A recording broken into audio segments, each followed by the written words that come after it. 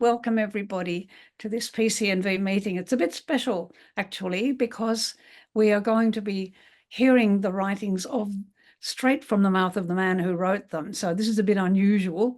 Some writings and poems from Carl Roos, and it's called Living Out the Message, a Personal View. Carl's writings. I should say at the beginning too, I'm Lorna Henry, but you can probably read that on my screen. So Carl, thanks so much for being with us. I'll call on you in a moment and introduce you properly, but I'd just like to give everybody a notion, first of all, of how today will run. First of all, after I introduce Carl, he will read his poems with a major part of the program for quite a while. And while Carl reads his poems, they will be displayed on the screen for you. That'll help you meditate and think on them as they go. Point to note, while Carl is speaking and reading, it might be, it's a hint, it might be a good idea to make a note or two if you've got the option of doing that. Two reasons for that. One is that if there is a question of clarification or something that you would like to ask Carl, not a long involved question, thanks, but something to clarify, put that in the chat on the side, and we'll come to that immediately after Carl has finished, and he can have a little answer to those questions. But secondly, when we come to the end, there will be a chance to break out into groups and talk among yourselves about the responses, because these are personal things that will affect us. So if there's something that resonates with you, just make a jotting to remember for the little chat afterwards. Now, I'm going to introduce Carl. I got a bit of information, which was a lot of information actually, and I've had quite a difficult job getting it down into a short one. Bear with me, because there are some interesting points and surprises in here which I couldn't bear to leave out. Carl's a man of many experiences, many talents, international connections, and a life story with 2 or 3 surprises. So to begin at the beginning, he was born in Indonesia to Dutch Catholic parents, migrated as a child with them to Australia, and then some 20 years later, surprise number 1, candidated for the Presbyterian ministry. His career has been bookended in the beginning and again later in life with association with the church, first as an ordained minister in parishes, director of the Commission for Continuing Education, and part-time lecturing at the United Faculty of Theology. Jumping now to his much later ministry, now with the Uniting Church, he's been a minister in several parishes and continues to do work with the church. Now, surprise number 2. In between these earlier and later ministries, Carl had resigned as a minister and did not reconnect with the church for 30-odd years. That's some surprise. So what happened in the middle period? It was a sort of academic period. He lectured for 18 years or so in the sociology of religion and the Faculty of Education at the University of Melbourne, and then worked for many years in the field of international education at Monash University, obviously with international connections. Along the way came a couple of sabbaticals, Cambridge in the UK, University of California at Irvine. Surprise number 3, there was at least one major adventure driving with his family overland from the UK to India. I won't go on too long, but Carl says he's a moderately competent photographer and has been the last 10 years or so writing poetry, and we're going to benefit from that today. And I think I can say from my talking with Carl and with Margaret that Carl doesn't do church speak. So we will hear some original words from Carl about his thoughts, his experiences. He writes these poems have personal responses to personal issues and never had any particular audience in mind. Those present at this initial airing are invited to respond, either in discussion or writing. Well, here we are, Carl. We look forward to hearing your poems. Thanks very much. Can I start the sharing now? Yeah, Adrian will. Oh, yes.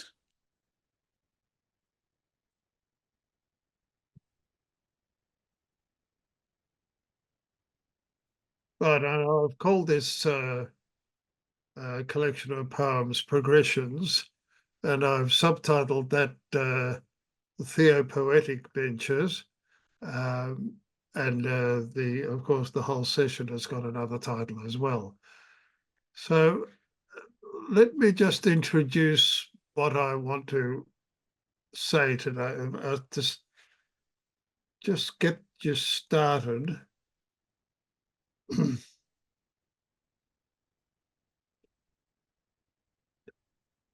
These poems are exercises in what has come to be called theopoetics.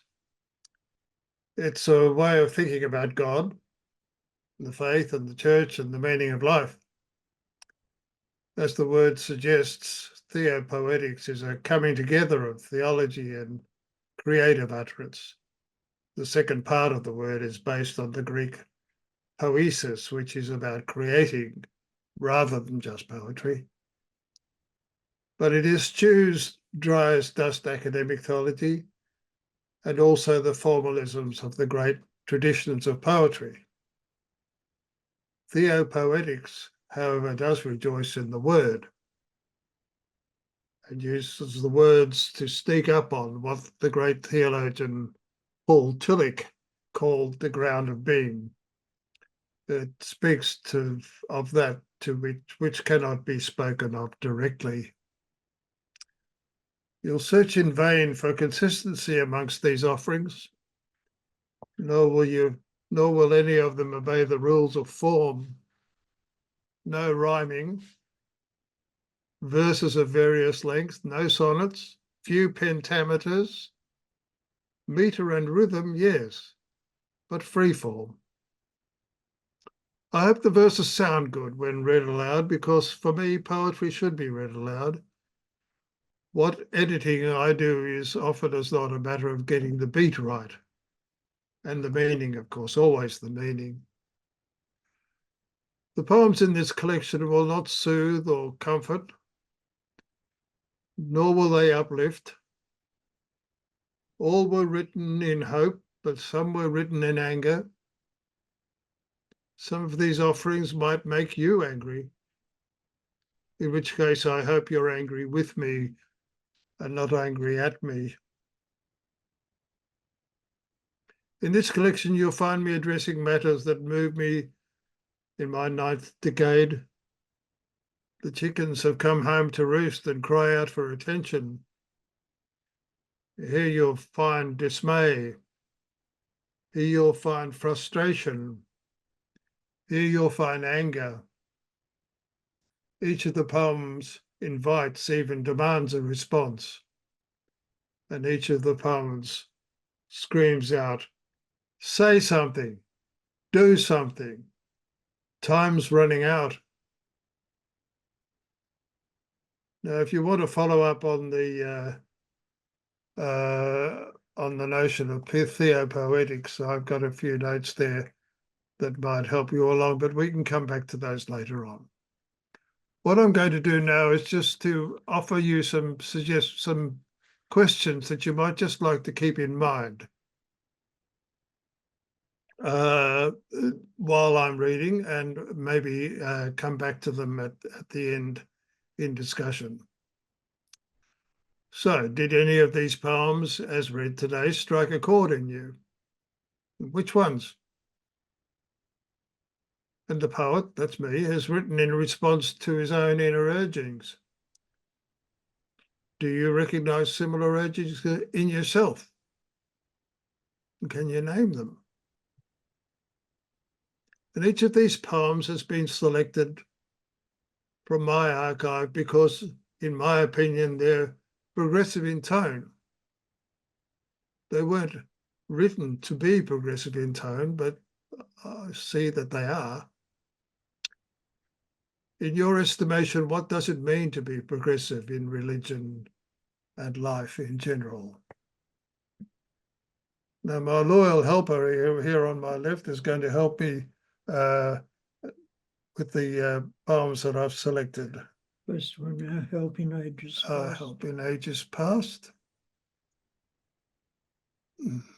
We'll get there. Right.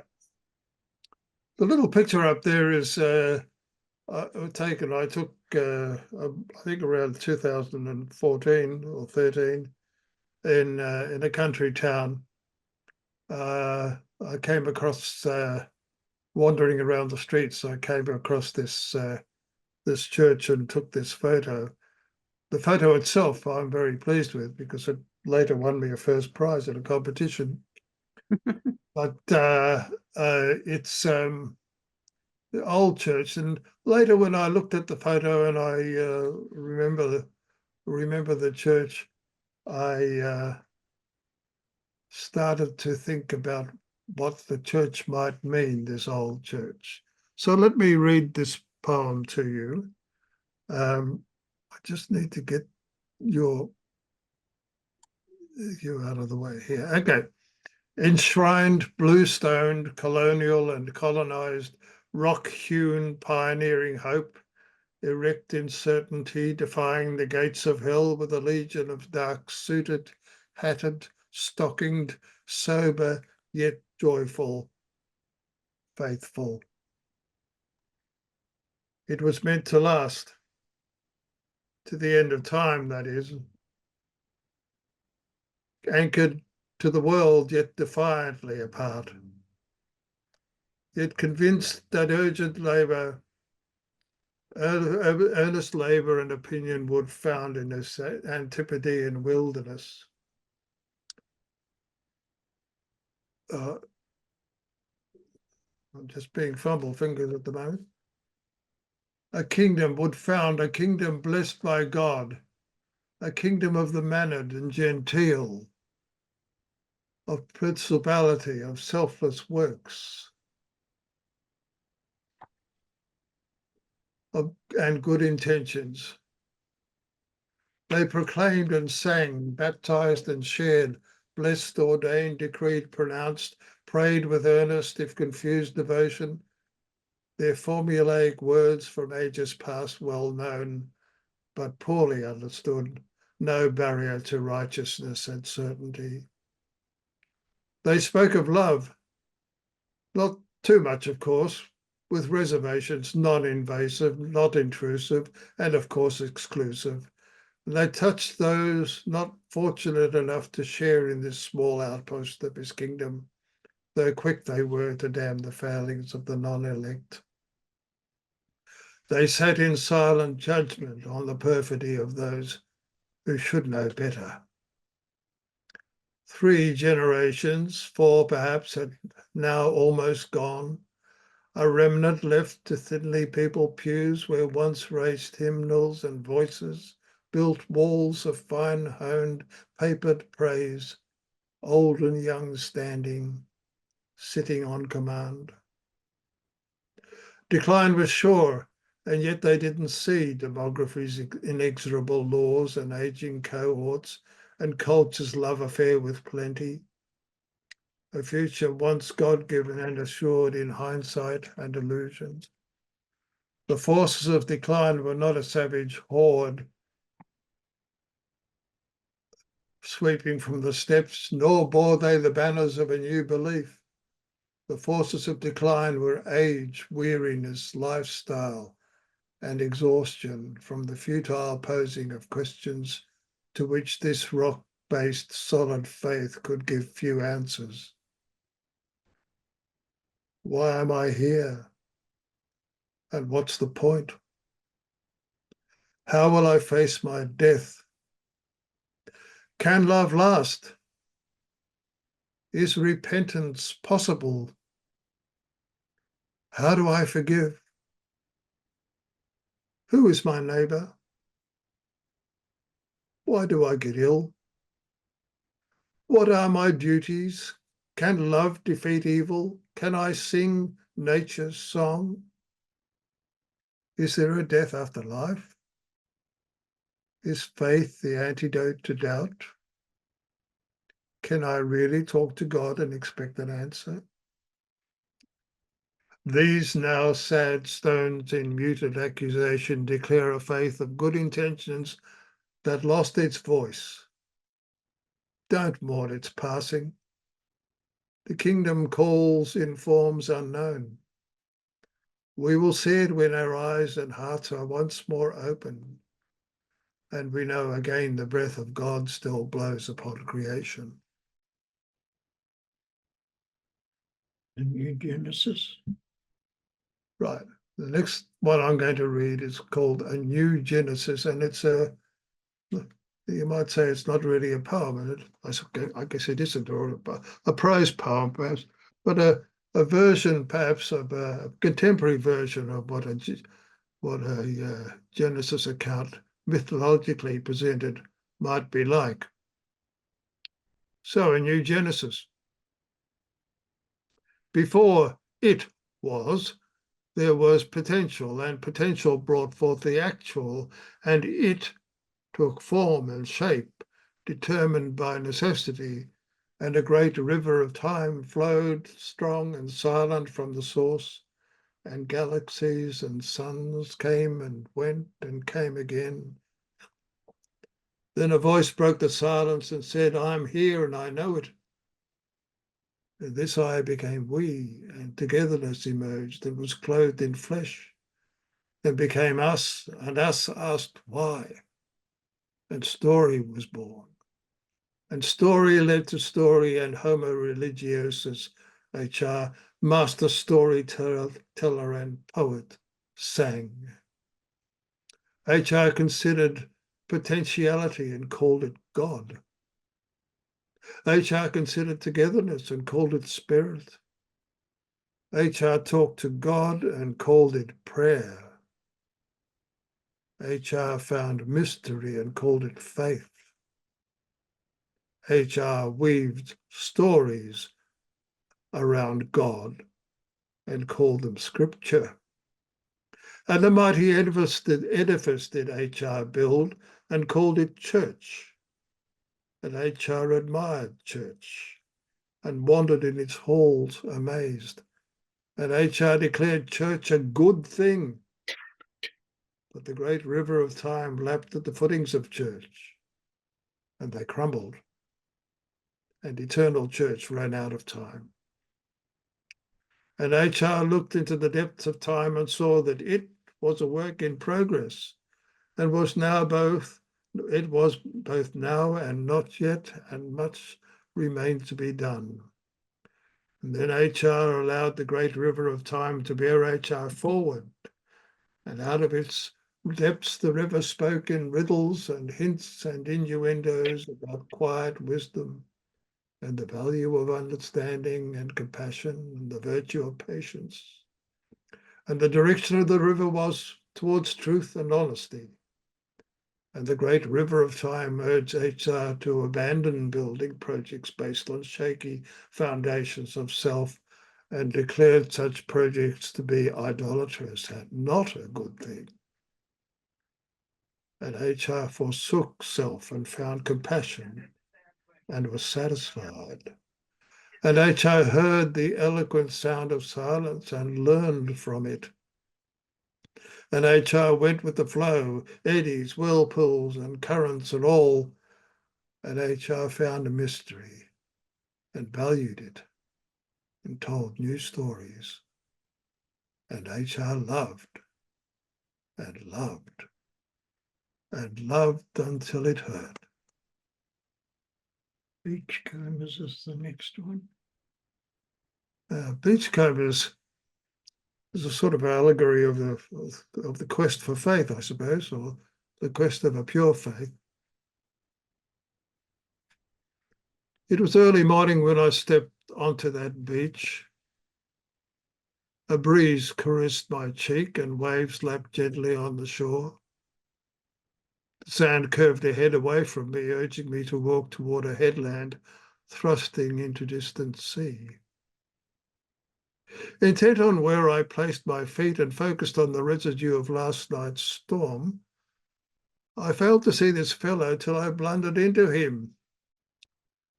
Apologies exchanged, we got to talk about the weather, of course, and the view and what had brought us to share this place and time. I collect driftwood, he said, and I politely asked if he could tell me why. I have this thing about impermanence, he said. I see that nothing lasts, and this wood tells the tale. Anxious to move on, I thanked him for his company and insight and wished him well. On my left, I saw that yet another unexpected person was paddling in the shadows. Greetings exchanged, I asked her why she ventured from the firmness of the shore. I have this thing about living in the moment, of capturing the essence of the present and being immersed in being, she said. Impressed that shallow water gave rise to such deep thought, I, lost for words, moved on. Up ahead, a man collected shells.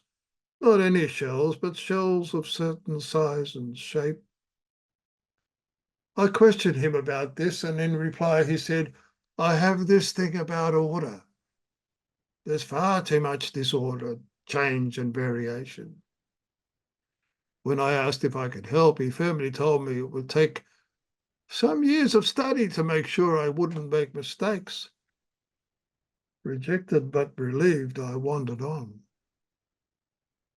I tripped across a woman lying on the sand, so silent and still was she that she could have been thought dead.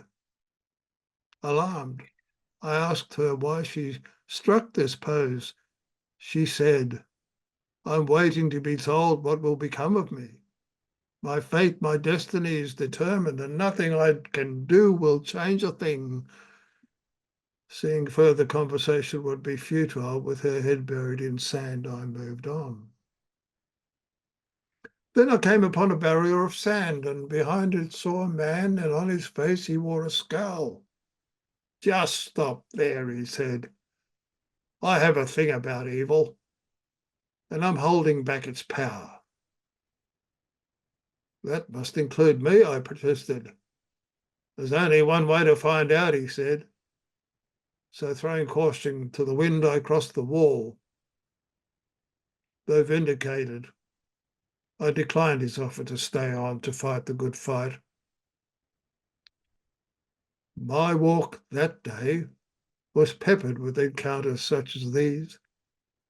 How strange that this, my beach, for all its expansive beauty, could harbour responses such as these. Should I have joined these strangely varied folk with an enterprise of my own making? Or would that miss the point?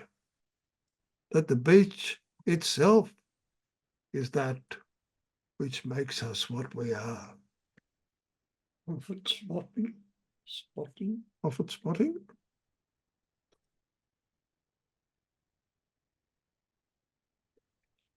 It's a poem about finding prophets. It's supposed to be a little bit humorous, but serious nevertheless. Prophet spotting.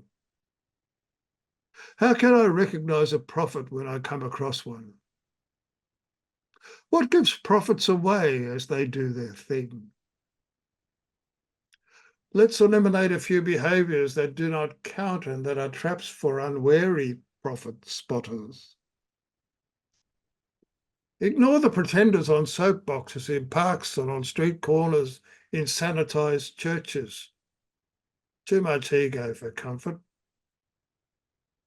Ignore the professional truth-telling fakes whose verities depend on regular paychecks from self-serving institutions. Ignore the publicly devout facsimiles with well-rehearsed beatific smiles offering certified packaged comfort. Ignore the super-confident scribes with their claims to know the mind of God and his plan for everything.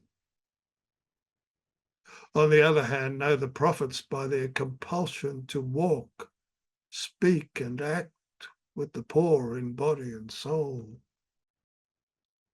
Know the prophets by their intimate knowledge of their own faults and their learnings from failures. Know the prophets by their urge to call evil by its name, even when no one cares. Know the prophets by their mistrust of formulae and creeds and ecclesial machinations in the cause of conformity and risk management. Know the prophets by their zeal for discerning truth behind the weasel words they refuse to use. Know the prophets by their respect for times past and their commitment to the present. Know the prophets by their reluctance to take the easy way, to accept easy solutions and achievable goals. Know the prophets by the property they don't own, the investments they don't make, and the holidays they don't take, and the power they don't exert.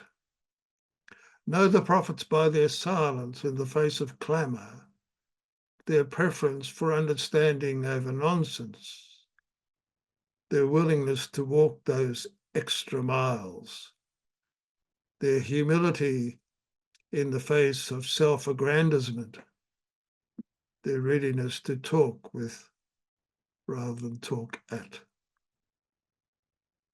Know the prophets by their ever-present, undying, inexhaustible commitment to what is right, and by their hope. Find the prophets in the shadows where they retreat to lick the wounds inflicted by weaponized indifference. Prophet spotting is a challenge. There are not that many of them around, and they're a ragtag, scruffy bunch at that. No wonder they're hard to find. Once found, never invite a prophet home for tea. You won't like it. You've got to be joking.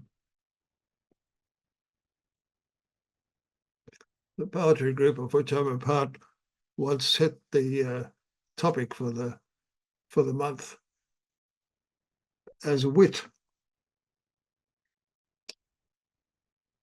So this is my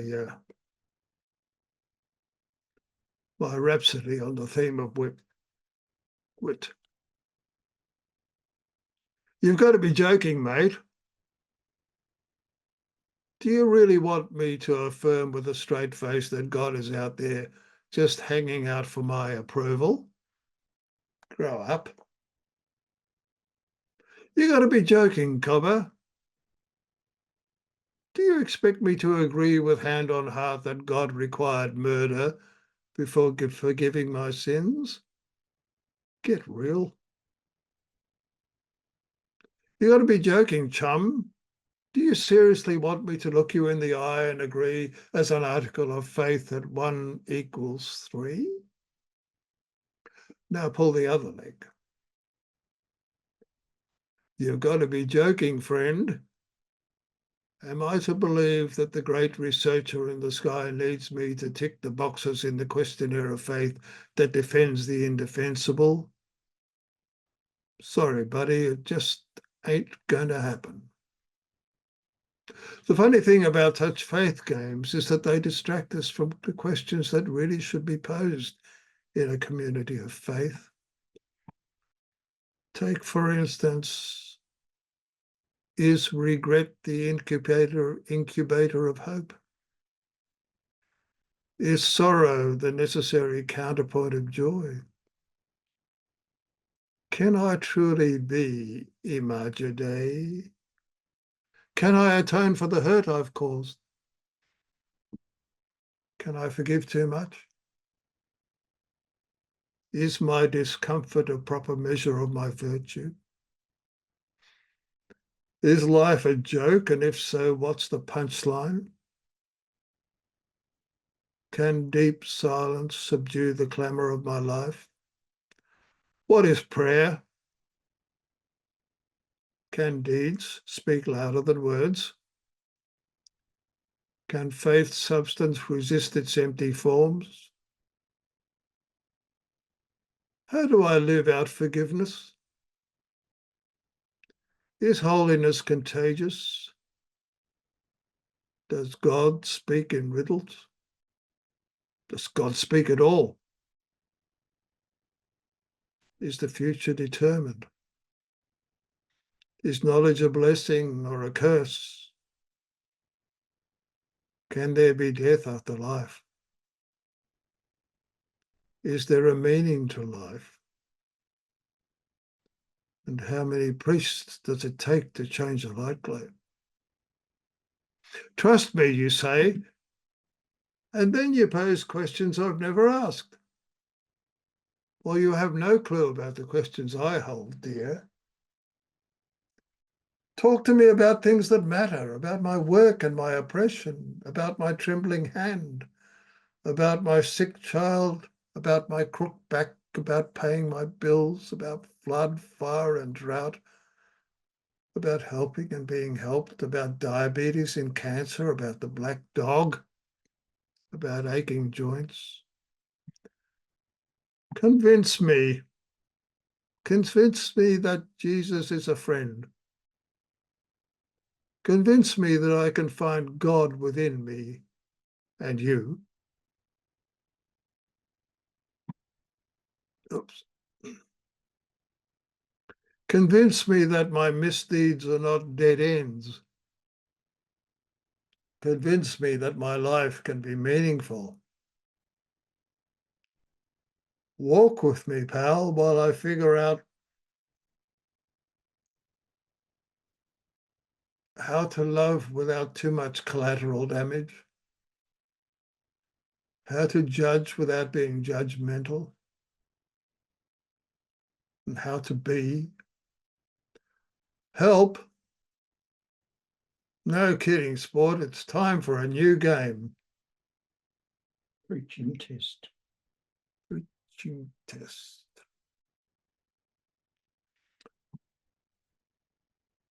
So some thoughts about preaching. I've called it the preaching test. The pundits say that preaching is the word of God spoke loud. Proclamation is the thing, the pundits say. I'm no pundit, but I'll tell you what I hope for when I submit to preaching. I hope to hear something new about the fabric of meaning woven on creation's loom. No weft of platitudes nor warp of weasel words without content, sounding good, but meaning little. I hope to get a glimpse between the lines, to see the light that shines when words are prized apart and reassembled into visions. I hope to feel some moving in my soul, a stirring and a shaking which breaks apart the cozy, warm and fuzzy and transports my inner me to better places. I hope to meet the ground of all our being, not in fear and trembling, but as friend. I want to touch my wounded God, to seek some understanding. I want to speak and sing in the language of creation to words made flesh dwelling with me and in me. I hope to play my part in openness of spirit. I want to hold, grasp, inhale, imbue for the forgiving, loving, sustaining, rejuvenating grace of the God who reaches out without conditions, asking nothing of me but faith. Are such things possible when flesh addresses flesh? I'm not sure they are. I live in hope. Condescension noted. This might not be an entirely progressive poem, but it's a poem about old age, and old age speaking to young age. Condescension noted. Your condescension is noted, duly recorded in my ever-widening margins, along with your concern and empathy and ostentatious pastorality. What I require, indeed need, is acknowledgement and respect, and an understanding that the road I took is of some significance. Stop right now, I hear the young ones cry. Information overload. For God's sake, be your age and merge with dignity into your shadowlands. But this I assert to all you denizens of whippersnapperdom. I still have things to do. I still have things to say and do. I who daily hoist the load of 80 years and more am happy to unload some timely wisdom onto you. I know about learning from experience, understanding incarnated entropy and decay, the value of undemonstrative devotion, the price of honest talk, the joy of stillness, the love of words, the need for silence, the power of simplicity, the consequence of war, the fragility of peace, the temptations of power, the burden of constant pain, really knowing oneself and knowing one's limits, relating to mystery, the illusions of false humility, understanding both sides, the elusiveness of love, the futility of hate, the need for recognition, the not overwhelming achievement, not overvaluing achievement, making use of being useless, forgiving one's enemies, serving in little ways. So you who are still age-challenged and crippled by inadequacies of youth, note that I've been there, done that. Raise your high street lattes to me and my ilk, and your fresh-pressed juice and 9-grain sourdoughs, and hush your organic eco talk. And walk with us, and talk with us, cry with us, fear with us, laugh with us, and share these lives not yet complete. Dancing on moving ground. Dancing on moving ground, Margaret.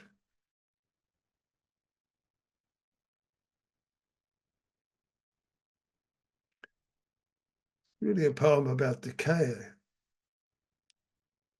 Dancing on moving ground. Politics is the art of the possible, they say. And religion is the field of the implausible, I say. And music is the food of love, the bard said. And poetry is saying one thing while meaning another, if it's worth a candle. No search ever finds its object. No ambition can be justified. No mountain is scaled often enough. No monument does justice to history. No hope is ever satisfied. No river is entered twice. No love will not be tested. No journey ever ends. Terra firma is an illusion, and so is certainty and belief. Bedrock shifts and quakes while the wind howls and waves undermine the shores of confidence. Nothing lasts. And yet the poet dares to speak a truth that cannot be spoke, and dances a jig in a no man's land between certainty and doubt. Take off your shoes, my poet friend, because the shifting ground on which you dance is holy. We're all compost.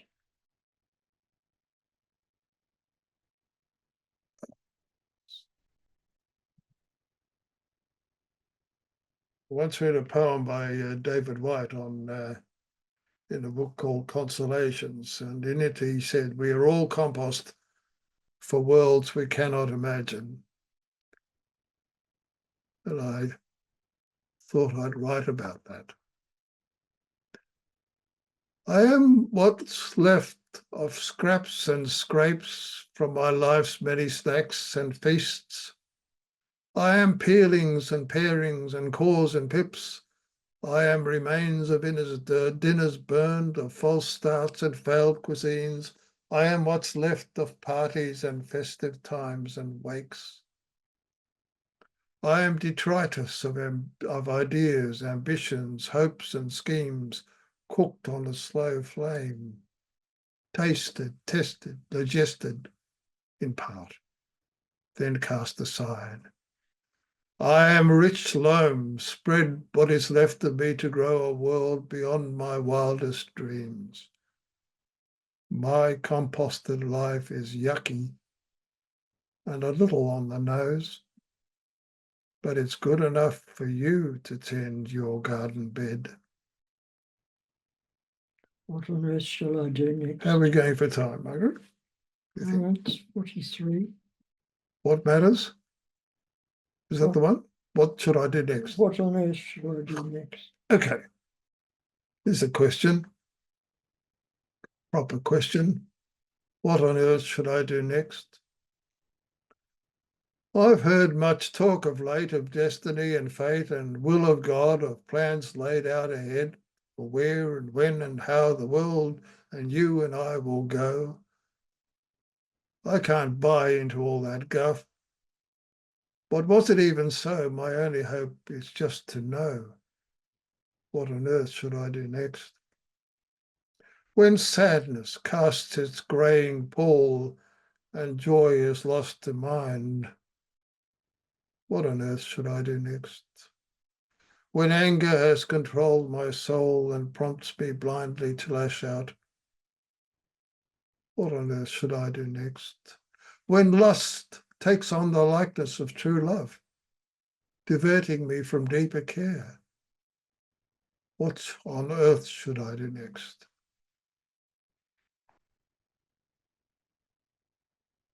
When fame, respect, and power daze and blind me to my inner self, what on earth should I do next? When fancy words of mine drown out the whispered breath of God, what on earth should I do next? This prayer alone I ask and for an answer, hope. A blind man hears the Sermon on the Mount. Oh. This was overheard not long after the Sermon on the Mount. Words from a plain man trying to make sense of it all. What sort of topsy-turvy doolally philosophy is this? Did I hear it right? What did he say? We're okay when we're at the end of our tether. We're okay when we're deprived. We're okay when we're content with our lot or little. We're okay when we're on good terms with God. We're okay when we care. We're okay when we sort ourselves out. We're okay when we help rather than hinder. We're okay when we find our inner us. We're okay when we're unpopular because of all of the above. We're okay when others do the dirty on us. Get real, this sort of nonsense won't catch on. I've been to the end of my tether and it's not okay. I've lived not knowing where the next meal will come from. It's not okay. If my lot is struggle and strife, it's hard to see why that's okay. Prayer and God talk won't put the bread on the table. Caring often leads to care fatigue. When I sort myself out, I don't often like what I find. The more I help, the more is asked of me. I know the oppressed can't wait to get their boots into those less fortunate than them. Unpopularity is never a comfort. So when we come down from these quiet slopes to earth again, and when we mix once more with the hoi polloi on their plain, can we stop cooking up pies in the sky? Put some fair dinkum bread on the table, make some lepers walk, some dumb folk talk, and pull a few strings to make the whole catastrophe just a bit more fair. We bind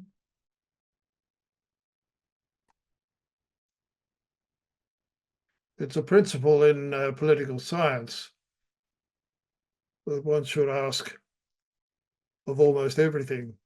Who benefits? Who benefits? I do not benefit from ecclesial claptrap couched in formal cadences from churchy high places.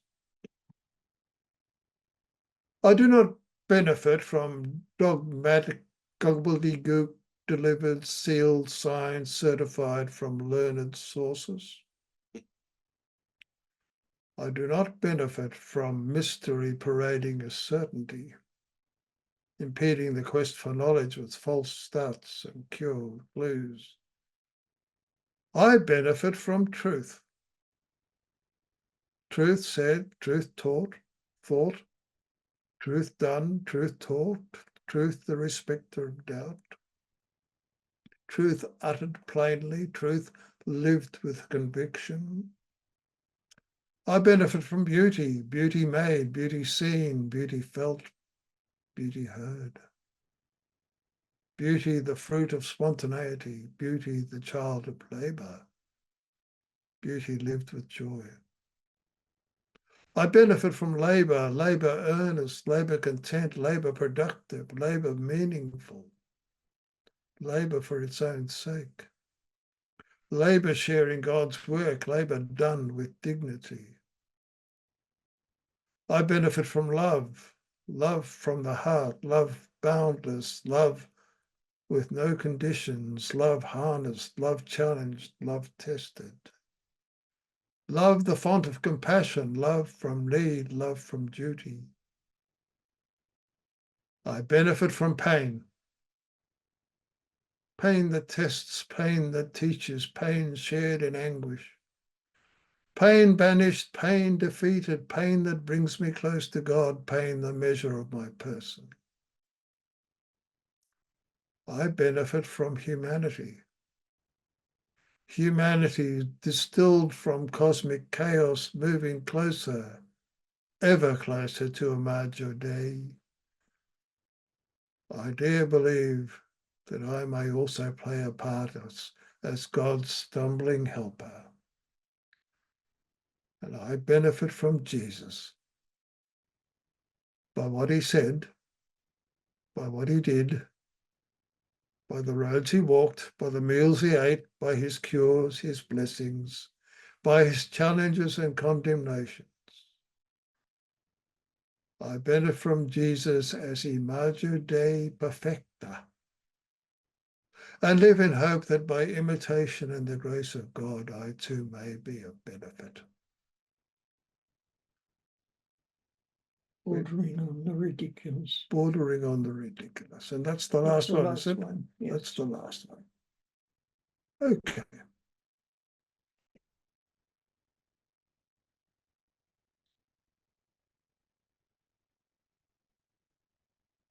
Bordering on the ridiculous. If you would walk the way along the borderlands of life, don your clowning nose and floppy shoes and baggy pants and prepare to look ridiculous. If you would inch forward on that way towards Omega Point and the confluence of right and good, tread in his footsteps, though muddied by time, and be prepared to engage in acts of utter madness. Tell stories with morals that make no sense, in which heroes get hurt and die as acts of love for others' sakes. Reject violence as a solution for anything at all. Forgive the sins of friend and foe, even when not requested. Venerate life, even the creepy crawlies. Share your bounty, though it seems to be in short supply. Use words with care, mindful that they can cut and bruise. Walk extra miles. Carry extra burdens. Live sacramentally. Discern wisely. Dance and sing and affirm. Love a lot. And then some more, and then some more again. Seek mystery and value it. And when people laugh and tell you that it's all vanity and lacking practicality, why? Laugh along with them. But make it clear that this is way and truth and light, that this is our shtick, and in foolishness we trust.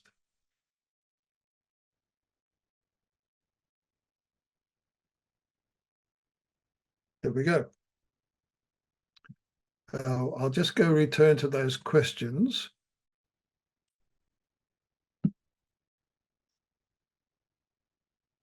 Did any of these poems as read today strike a chord in you? Yes. Which ones? I've written in response to my own inner urgings. Do you recognize similar urgings in yourself? Can you name them? Each of these poems has been selected from the poets of my archive because, in my opinion, they're progressive in tone. In your estimation, what does it mean to be progressive in religion, in life in general? And let me just briefly go back to the introduction and ask you to look at this last paragraph here. If you want to have these poems, and there's a few more in the set, if you want to have them, you can just ask me and I'll send them to you by PDF. But if you want a hard copy, I'll organise that with Officeworks. I haven't got a quote from them yet, but on my guess it would be around about $30 for a spiral bound copy with about 20 poems in it. With postage. With postages, right. And Kyle, your email is there. The email is kreus@me. Nice short email. Very short, KREUS at me. kreus@me.com.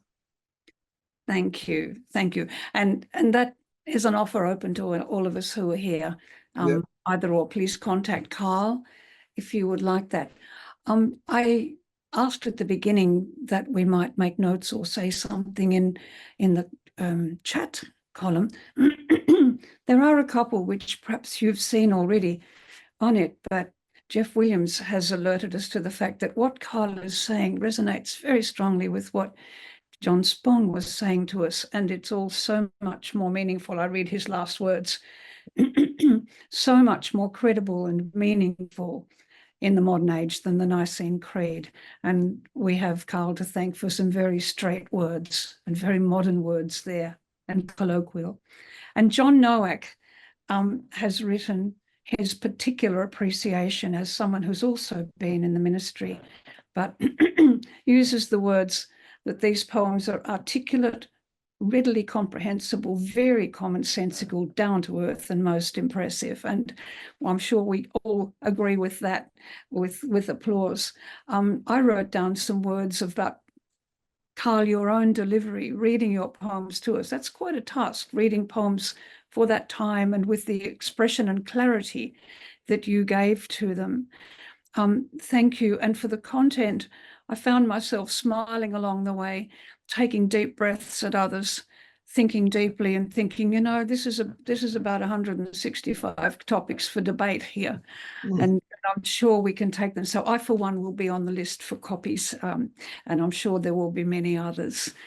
So thank you so much for all that you've shared with us, particularly your willingness to share what is coming from right inside you. And that's always the difficult one, being willing to share with us what you are really feeling and thinking. A deep appreciation for that, Carl. So thank you.